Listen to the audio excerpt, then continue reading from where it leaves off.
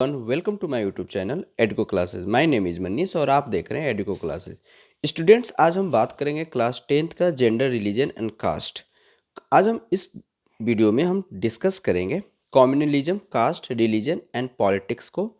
Cast कैसे important role play करता है पॉलिटिक्स में और पॉलिटिक्स कैसे इंपॉर्टेंट रोल प्ले करता है कास्ट में, इन सारों को डिस्कस करेंगे। कैसे हमारे जेंडर, रिलीजन और कास्ट को डिवाइड किया गया है। इसका फर्स्ट पार्ट स्टूडेंट्स पहले अपलोड मैंने कर दिया है, उसको आप देख लेंगे।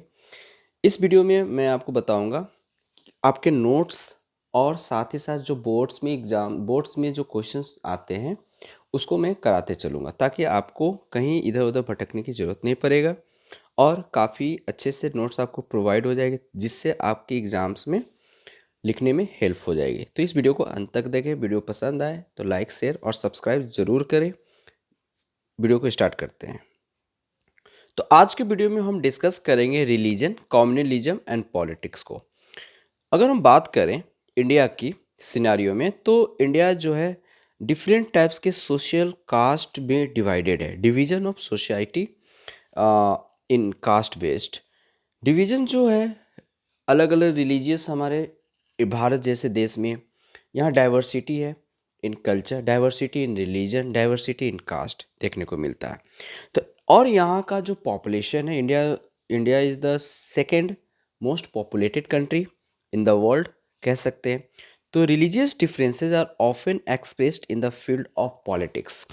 अब हिसाब से अगर हम बात करें तो जब रिलीजियस के बेस्ड पर जो पॉलिटिकल पार्टीज होते हैं वो भी चाहते हैं कि रिलीजन को main motto, main agenda in front of में लाकर उसका वोट बैंक प्राप्त कर सकें। तो इस हिसाब से ये इम्पोर्टेंट हो जाता है। तो गांधी जी का अगर भी एग्जाम्स में ये भी पूछता है, गांधी जी का इम्पोर्टेंट कि पहले हम देख लेते हैं कि गांधी जी का व्यू क्या था ऑन रिलीजन एंड पॉलिटिक्स पर।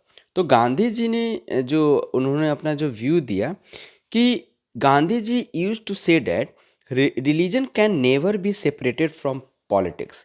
यानी रिलीजन्स को आप पॉलिटिक्स से अलग नहीं कर सकते हैं, ठीक है। उन्होंने कहा he was not referring to any particular religion. कह सकते हैं कि गांधी जी ने किसी एक धर्म को सपोर्ट नहीं किया, लेकिन वो कहते थे कि धर्म को पॉलिटिक्स से अलग नहीं कर सकते। Religion is a moral force that can unite different segment of society. Religion एक ऐसा है कि लोगों को बांधने में, यूनाइट करने में काफ़ी ज़्यादा हेल्प करता है। बातें समझ में आ रही? तो इन गांधी जी का मानना था कि जो पॉलिटिक्स होता है must be guided by ethics and now drawn from religion. जो रिलीजन है, जो पॉलिटिक्स है, सॉरी पॉलिटिक्स की बात कर रहे हैं, उसको गाइड किया जाता है इथिक्स के द्वारा, मोरल वैल्यू के द्वारा। और जो इथिक्स है इसको कहाँ से लिया गया है? रिलीजन से लिया गया है। तो आपको यहाँ से बोर्ड में इस टाइप का क्वेश्चंस आ जाएंगे। 2016 में भी पूछा गया है बोर्ड्स में कि what were the view given by Gandhi ji regarding religion and politics. आप इसको बना लेंगे, काफ़ी इंपॉर्टेंट है। अब हम बात करते हैं arguments of human rights group की। क्या क्या आर्गूमेंट्स हैं? उन्होंने कहा कि most of the victim of communal riots in our country are people from religious minority. तो जो विक्टिम है, जो कम्युनल राइट्स होते हैं, जो दंगा फसाद होते हैं, सांप्रदायिक दंगा जो होती है हमारे देश में, वो कहीं ना कहीं रिलीजियस माइनॉरिटी से आती है। They have a demanded that the government take special step to protect religious minority. और जो माइनॉरिटी होते हैं, माइनॉरिटी के लोग होते हैं जो रिलीजियस, जो धर्म को फॉलो करते हैं, वो कहीं ना कहीं गवर्नमेंट से डिमांड करते हैं अपने को प्रोटेक्ट करने के लिए, स्पेशल स्टेप या स्पेशल कोई एक्शन लेने के लिए हमेशा डिमांड करते रहते हैं वो माइनॉरिटी ग्रुप गवर्नमेंट से। ठीक है, बातें समझ में आ रही होगी। ओके, नेक्स्ट अब हम बात करेंगे कि फैमिली लॉ क्या होती है। तो फैमिली लॉ उस लॉ को कहेंगे जो डील करती है फैमिली से रिलेटेड मैटर को, जैसे कि मैरिज हो गया, डिवोर्स हो गया, एडप्टेशन हो गया, इनहेरिटेंस हो गया। ये सारे जो मैटर्स है ना, ये फैमिली से रिलेटेड है। इसी को फैमिली लॉ कहेंगे। जो हमारे कंट्री में ये जो law apply to followers of different religion, ये जो एडप्टेशन, डिवोर्स, मैरिज, ये सारे जो फैमिली लॉ से रिलेटेड है, ये सारे धर्मों में अप्लाई किया जाता है। समझ में आ रही है बातें? चलो नेक्स्ट आगे देखते हैं स्टूडेंट। बोर्ड में इस प्रकार से आपको क्वेश्चंस आ जाएंगे कि व्हाट आर फैमिली लॉ, और ये 2014 में बोर्ड्स की एग्जाम्स में पूछी भी गई है, इसलिए इस क्वेश्चंस का आंसर आपको मैंने बताया उसको आप नोट डाउन कर लेंगे और लिख लेंगे। इसलिए आपके लिए ये वीडियो काफ़ी इंपॉर्टेंट है, आप इस वीडियो को अंत तक देखें ताकि बोर्ड के क्वेश्चन किस टाइप से पूछे जाते हैं और जो क्वेश्चंस मैं आपको बता रहा हूँ उसका आंसर भी मैं करवाते चल रहा हूँ, ताकि आपके एग्जाम्स में आपके नोट्स बनाने में काफ़ी ज़्यादा हेल्प हो सके। स्टूडेंट्स, अब हम बात करेंगे कि कॉम्युनलिज्म क्या होता है। तो पहले हम बात करेंगे communalism is a generally associated with narrow selfish divisive and aggressive attitude on the part of religious group. ये डी स्मिथ का कहा हुआ स्टेटमेंट है, कोटेशन है। उन्होंने कहा कि ये जो है एक नैरो सेल्फिश और डिविसिव एग्रेसिव एटीट्यूड रखने वाले, किसी धर्म में एटीट्यूड रखने वाले, दंगा फसाद करने वाले टर्म है ना, ये सारी चीज़ें को। अब हम बात करेंगे कम्युनल पॉलिटिक्स क्या होता है। तो कम्युनल पॉलिटिक्स को हम देखेंगे, use of religion in the following manners in communal politics. Religions को जो है एक कम्युनल पॉलिटिक्स के लिए कैसे यूज किया जाता है, इसको हम देखेंगे स्टूडेंट्स। इसको अच्छे से आप देखेंगे और टू द पॉइंट्स इसमें मैंने आपको बताया, और इस टाइप से क्वेश्चंस आपके बोर्ड्स में पूछे गए जो आपको यहाँ से नोट्स अवेलेबल हो जाएंगे। तो देखते हैं सबसे पहले कि रिलीजन जो होती है is expressed in politics in exclusive and partition term. ठीक है, तो इसको पॉलिटिक्स में एक्सक्लूसिव एंड पार्टीशन टर्म में यूज किया जाता है, एक्सप्रेस किया जाता है जब one religion and its follower are pitted against another. किसी एक धर्म के मानने वाले दूसरे धर्म की आइडियोलॉजी को फॉलो नहीं करते हैं, उसके बातों को नकार देते हैं। One religion are presented as superior to those other religion. जो मान लेते हैं कि हम हिंदू अगर धर्म मान रहे हैं तो अपने धर्म को काफ़ी ज़्यादा सुपीरियर बताएंगे कंपेयर टू अनदर रिलीजन्स को। ऐसे सारे धर्म के लोगों में होता है। आगे देखते हैं, demands of one religion group are formed in opposition to another. एक रिलीजन्स ग्रुप को फॉर्म करने के लिए डिमांड किया जाता है, उसको मतलब सुपीरियर दिखाने के लिए डिमांड किया जाता है कंपेयर टू अनदर रिलीजन्स। यानी एक रिलीजन एक दूसरे को हम क्या करते हैं, अच्छा दिखने की कोशिश करते हैं। Use of state power is use to establish domination of one religion group over the rest. कहा जाता है कि ऐसा गवर्नमेंट से डिमांड की जाती है कि वो स्टेट, मान लेते हैं कि कोई मुस्लिम स्टेट है तो उसमें पूरा मुस्लिम की कह सकते डोमिनेशन, उसका अस्तित्व बना रहे, उसकी पावर बना रहे, दूसरे रिलीजन्स पर सप्रेस्ड मतलब दूसरे रिलीजन्स को उतनी वैल्यू ना दें। इस प्रकार की चीज़ें वो गवर्नमेंट से हमेशा डिमांड करते रहते हैं। और वो दूसरे छोटे, जैसे कि किसी स्टेट में हिंदू की अगर मान लेते हैं कि परसेंटेज ज़्यादा है, किसी स्टेट में मुस्लिम की परसेंटेज अगर ज़्यादा है, तो वो चाहते हैं दूसरे रिलीजन्स पर अपना दबदबा बनाकर रखने के लिए। समझ में आ रही बात है? आपका एक एग्जाम्पल दिया गया था कि नॉर्दर्न आयरलैंड के केस में ऐसा चीज़ें देखने को मिला था। ठीक है, अब हम बात करेंगे basics of idea behind communal thinking.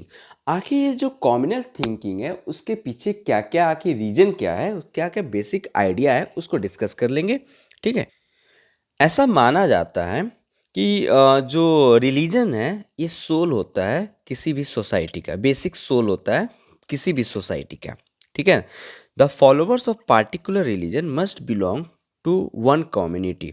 कह रहा है कि मान लेते हैं कि कोई पार्टिकुलर रिलीजन्स को जो फॉलो करने वाला लोग होते हैं उसको फॉलोवर्स कहा जाता है, वो एक किसी न किसी एक कम्युनिटी से बिलोंग करते हैं। इसलिए वो चाहते हैं कम्युनल थिंकिंग, यानी कम्युनल जो राइट्स होते हैं, इसके पीछे यही रीजन है। दूसरा है their fundamental interest are the same, है ना।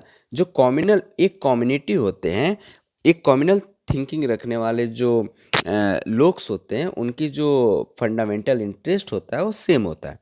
जो फॉलोअर्स होता है डिफरेंट रिलीजन्स का can't be part the same society. उनका मानना होता है अलग अलग धर्म के जो लोग होते हैं वो एक साथ एक सोसाइटी में साथ मिलकर नहीं रहना चाहते। If the followers of different religions have some commonalities. These are superficial and immaterial. Their interests are bound to be different and involve a conflict. अगर एक साथ रहते भी हैं तो बार बार उन लोगों में कॉन्फ्लिक्ट होगा, हमेशा लड़ते रहते हैं किसी न किसी मैटर को लेकर, ठीक है। Superficial and immaterial. उसके बाद हम बात करेंगे in its extreme from communalism lead to the belief that people belonging to different religion can't live as a equal citizen with in one nation. और एक साथ मतलब रहना नहीं चाहते हैं, चाहे वो मुस्लिम हो चाहे हिंदू हो, एक साथ एक कंट्री में वन नेशन बनकर वो रहना नहीं चाहते हैं। और इस वजह से हमें हमारे बीचों में कॉम्युनलिज्म राइट्स होते रहती है। समझ में आ रही है यहाँ तक? जब एक साथ नहीं रहना चाहेंगे तो वो क्या करते हैं, demand for a different nation, और दूसरे नेशन की डिमांड करेंगे, और domination of their own religions, और वहाँ पर अपने जैसे एक रिलीजन्स को डोमिनेट करने की कोशिश करेंगे। इसी का एक एग्जांपल्स आपको हमारा पाकिस्तान हुआ कि भारत जब पार्टीशन हुआ था 1947 में, तो ये कम्युनलिज्म या रिलीजन्स कम्युनल राइट्स का ही एक बहुत लेटेस्ट एग्जांपल आपको देखने को मिलता है ना।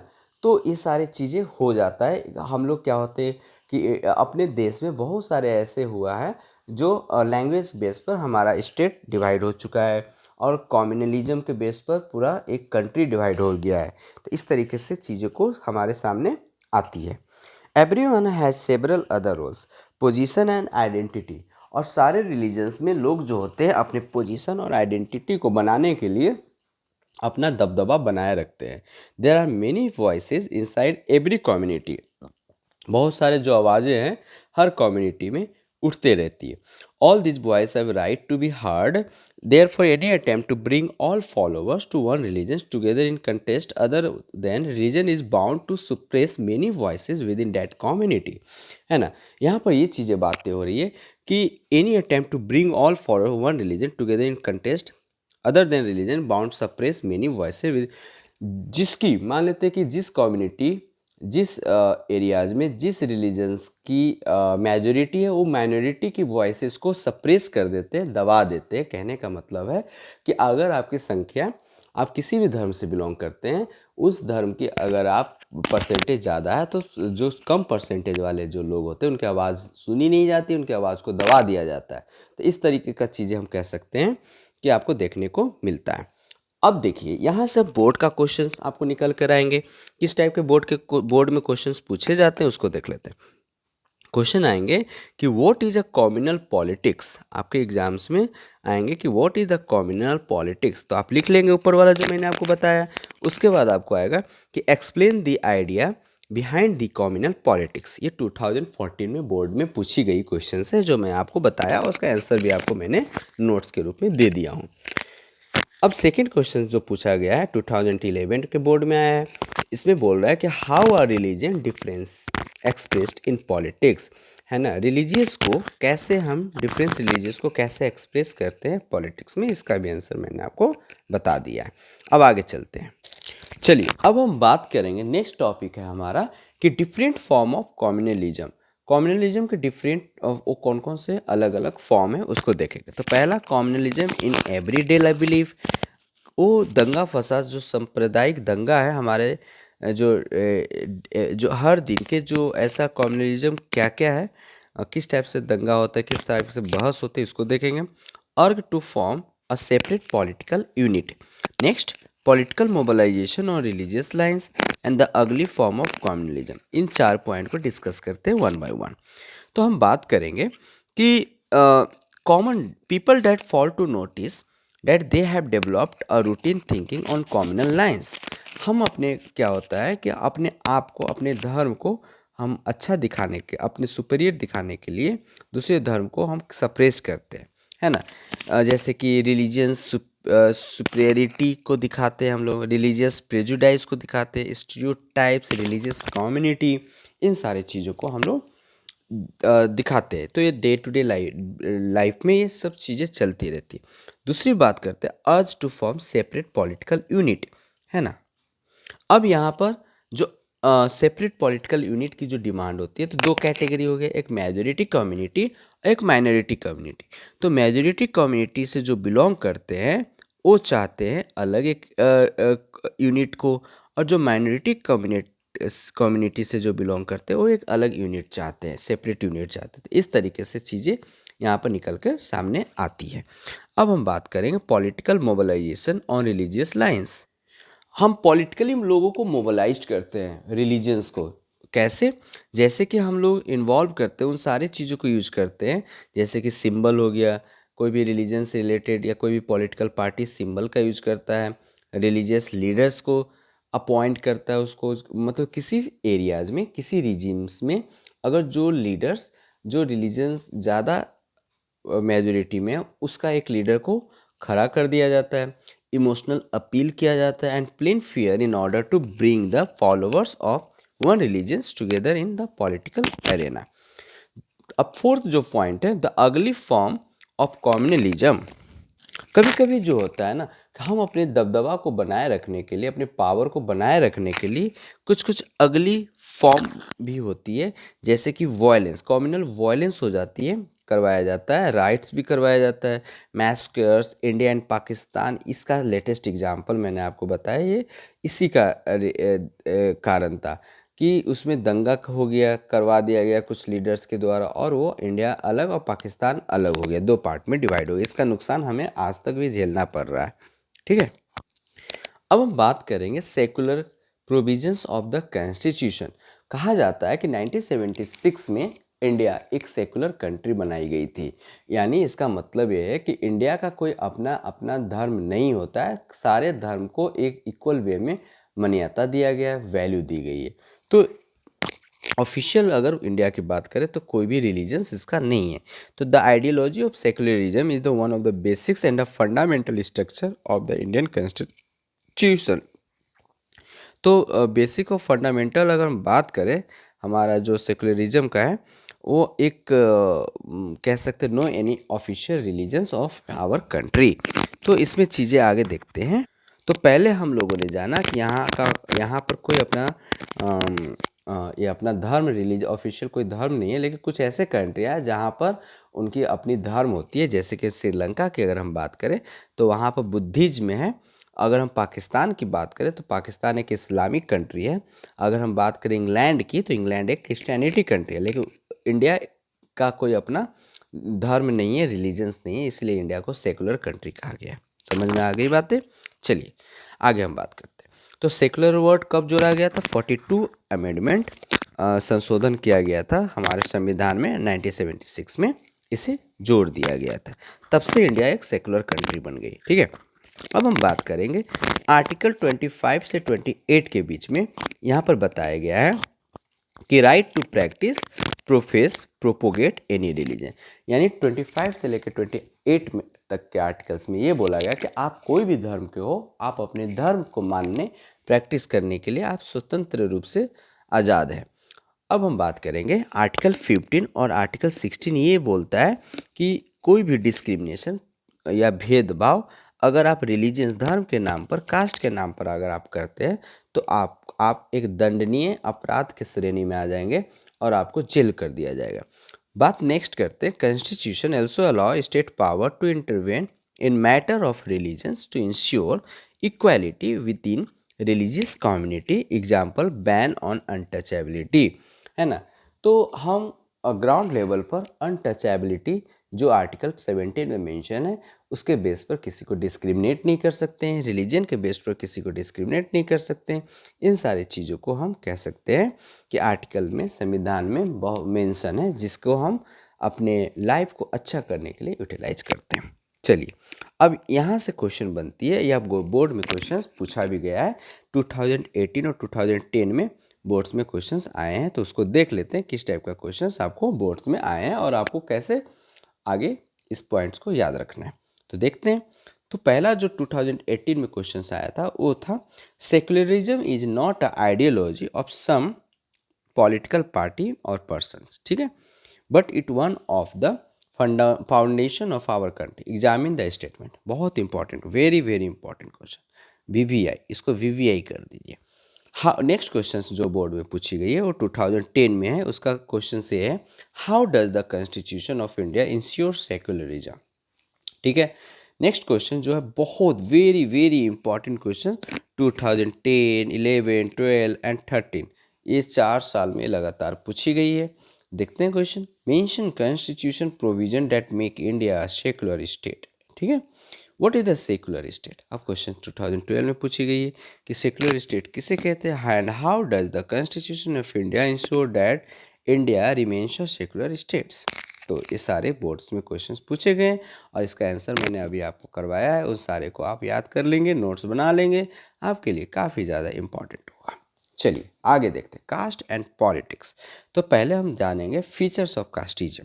तो कास्ट सिस्टम जो होता है, कास्ट कोई एक सेक्सुअल डिवीजन है, कास्ट एक हेरिडिटरी ऑक्यूपेशनल डिवीजन है जो हम समाज में हम डिवाइड करते हैं अपने अनुसार, है ना। Hereditary occupational division was sanctioned by ritual. Okay, it was based on exclusion and discrimination against the outcast group of untouchable. तो इसको अनटचेबल या फिर आउटकास्ट ग्रुप के बेस पर इसको डिस्क्रिमिनेट किया गया, डिवाइड किया गया। Members of same caste group practice the same और सिमिलर ऑक्यूपेशन। कहा जाता है हमारे समाज में ऐसा कुछ बना दिया गया है कि अगर आप किसी कास्ट के मेंबर से तो आप उसी अनुसार आप अपना मैरिज करेंगे, शादी करेंगे, उसी अनुसार आपका ऑक्यूपेशन रहेगा, आप और भी बहुत सारे एक्टिविटी आप करेंगे। लेकिन डे टू डे अभी चेंजेज हो रहे हैं हमारे देश में, लेकिन इसको चेंज होने में जो चेंज होने का जो मोमेंट है, पहिया है, घूम रही है, वो बहुत स्लो है। ठीक है, marriage were organise with in the caste group. तो ये सारी चीज़ें होते हैं एक्टिविटी, जिसके वजह से आज भी कास्ट सिस्टम हमारे समाज से नहीं गया जा पाया है। अब ये क्वेश्चन एग्जाम में आ जाएगा एकदम वोकैबुलरी के फॉर्म में। कास्ट हायरार्की क्या होता है? तो एक लैडर, एक सीढ़ी का काम करता है जो caste group are placed from the highest to the lowest caste, यानी सीढ़ी नुमा की तरह काम करता है। हाईएस्ट कास्ट, लोवेस्ट कास्ट, इस तरीके का डिस्क्रिमिनेशन हमारे समाज में क्रिएट करने का ये काम करता है। चलिए अब ये कास्ट सिस्टम जो है day to day life current में ये डिक्लाइन हो रहे हैं, ये क्यों हो रहे हैं इसको डिस्कस करते हैं, है ना। क्या क्या? तो सबसे बड़ी चीज़ education, economic development, occupational mobility, ये सारे जो है कास्ट हायरार्की को, कास्ट सिस्टम को डिक्लाइन करने में या वीक करने में बहुत ज़्यादा हेल्प कर रहा है।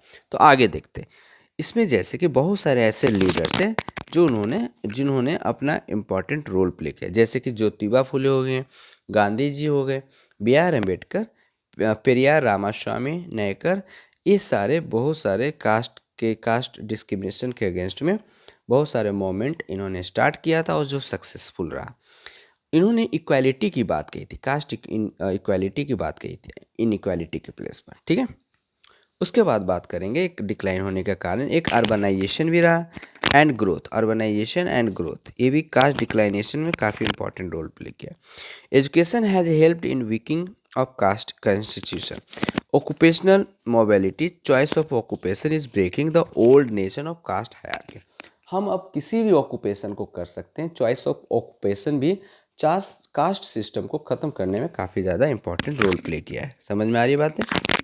चलिए आगे देखते हैं। Weakening of the position of landlord in village. अब गाँव में जाएंगे तो जमींदारों की जो स्थिति थी अब कमज़ोर हो गई है ना। अब लोग एजुकेटेड हुए हैं, है ना, छोटे कास्ट के लोग भी, तो उनके जो पहले बड़े जो कास्ट वाले होते थे, ज़मींदार के द्वारा उनको सताया जाता था, छोटे कास्ट वाले को टॉर्चर किया जाता था। इसलिए अब धीरे धीरे क्या हो रहा है कि ये सारी चीज़ें अब कम हो गई है। ठीक है, इंडिया कॉन्स्टिट्यूशन एल्सो प्रोविड, और बहुत सारे ऐसे इंडियन संविधान में कानून बना दिया गया है जिसके वजह से भी कास्ट डिस्क्रिमिनेशन, है ना, कास्ट जो डिक्लाइन, कास्ट सिस्टम जो डिक्लाइन हो रहे हैं, है ना, ये काफ़ी इंपॉर्टेंट है।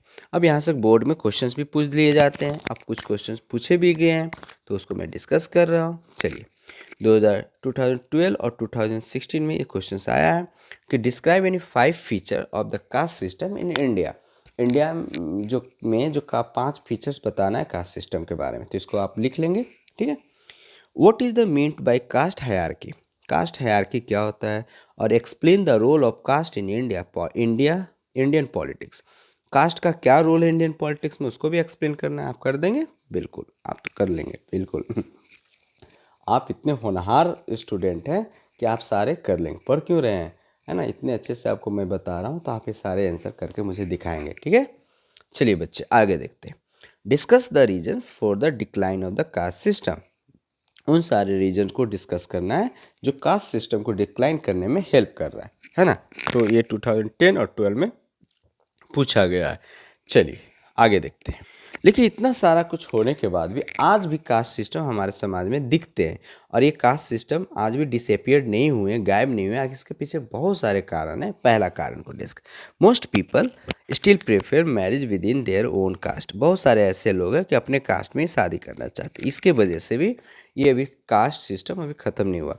Untouchability has not ended completely despite constitutional prohibitions, है ना। कानून इतने बनने के बाद भी जो गांव में अगर चले जाएंगे अनएजुकेटेड लोगों के बीच में ये जो अनटचेबिलिटी वाला जो सिस्टम है अभी भी आज बरकरार बना हुआ है। इस वजह से अभी कास्ट सिस्टम डिसअपियर्ड नहीं हुए।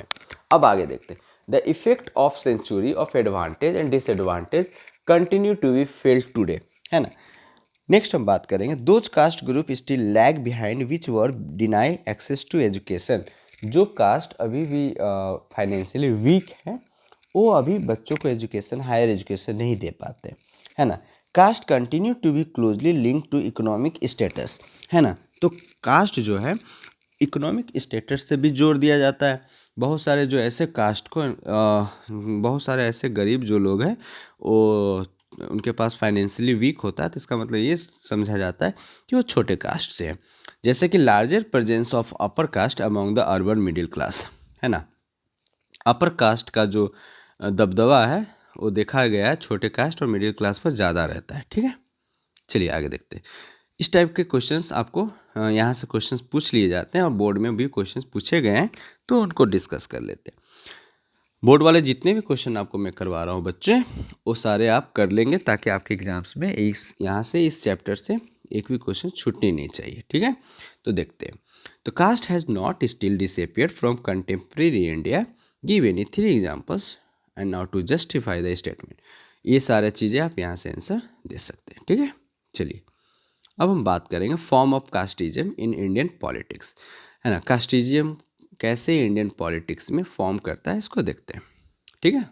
ऐसा पॉलिटिकल लीडर्स का मानना है कि कास्टिज्म एक ऐसा रूट है जो सोशल कम्युनिटी में मतलब casteism rooted in the believe that caste is only basic of social community political party or candidate. तो अगर जीतना है तो आपको कास्ट वाले कास्टिज्म पर फोकस करना होगा, उन सारे कास्टों पर फोकस करना होगा जिनकी मेजोरिटी बहुत ज़्यादा है, अभी भी लोगों का मानना है। तो political party choose candidate, political party उसी कैंडिडेट को चूज करते हैं जिस एरिया में जिस कास्ट की मेजोरिटी है ना। इस हिसाब से वोटर मतलब इलेक्टोरेट अपने वोट बैंक के हिसाब से वो काम करते हैं। Different caste and tribes are given representative when government is formed, ठीक है। Caste sentiment are used by political party and candidate, they are seen as their representative, है ना।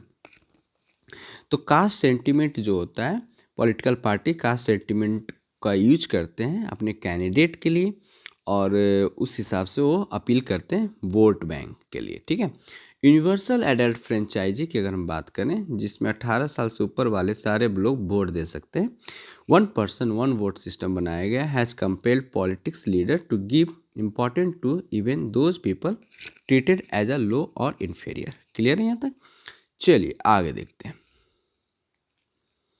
बोर्ड क्वेश्चंस में यहाँ से क्वेश्चंस पूछे गए हैं। बोर्ड में questions explain any 4 form of casteism in Indian politics. 4 form लिखना है कास्टिज्म का इंडियन पॉलिटिक्स में क्या क्या है, जैसे कि एग्जाम्स में 2009, 10, 14 में पूछी गई है। Explain the role caste in Indian politics.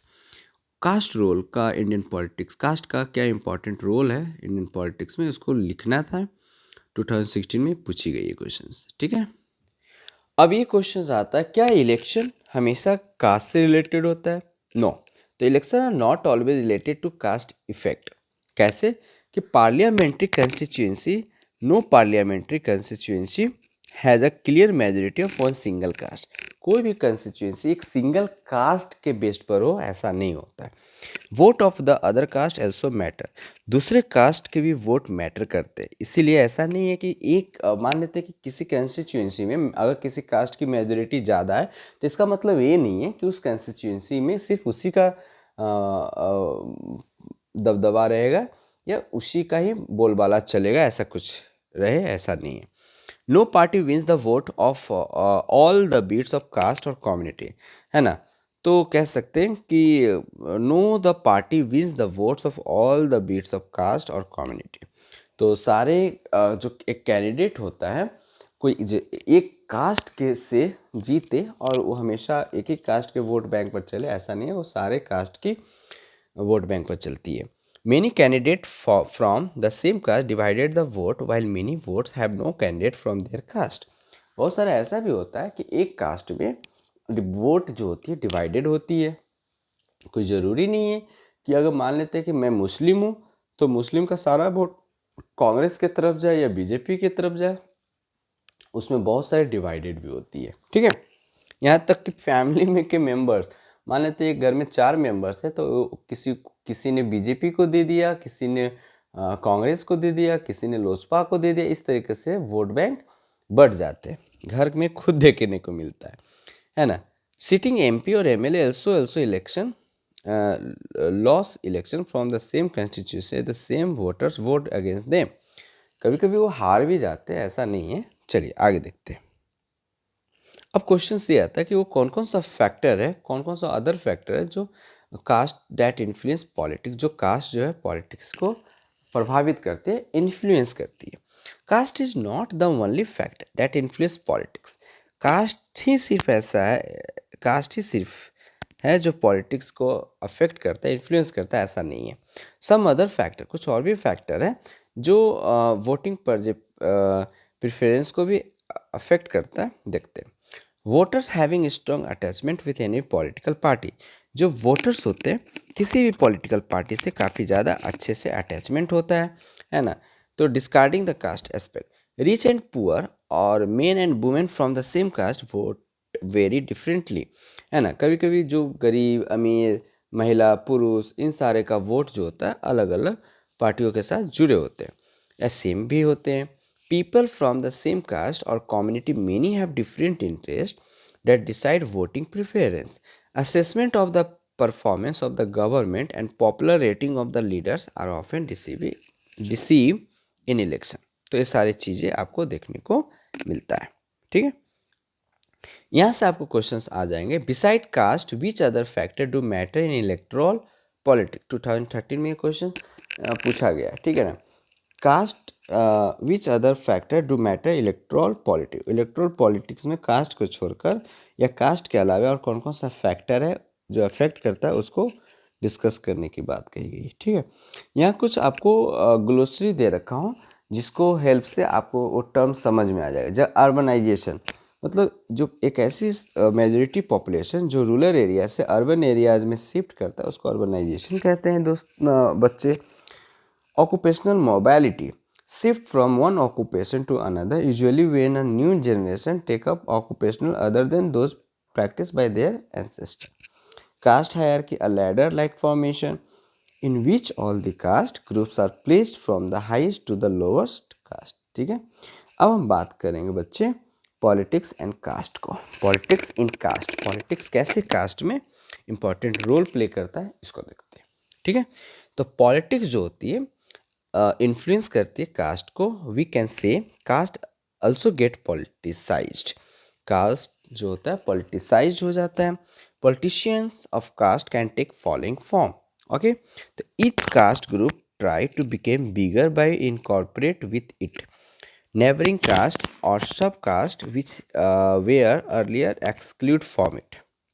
Various caste groups are required to enter into a coalition with other caste or community and thus enter the dialogue and negotiation.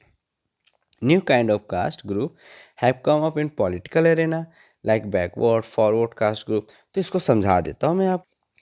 कोई भी कास्ट ग्रुप बड़ा caste group बनने के लिए कोशिश करता है ताकि उनकी वोट बैंक बढ़ सके, ठीक है ना।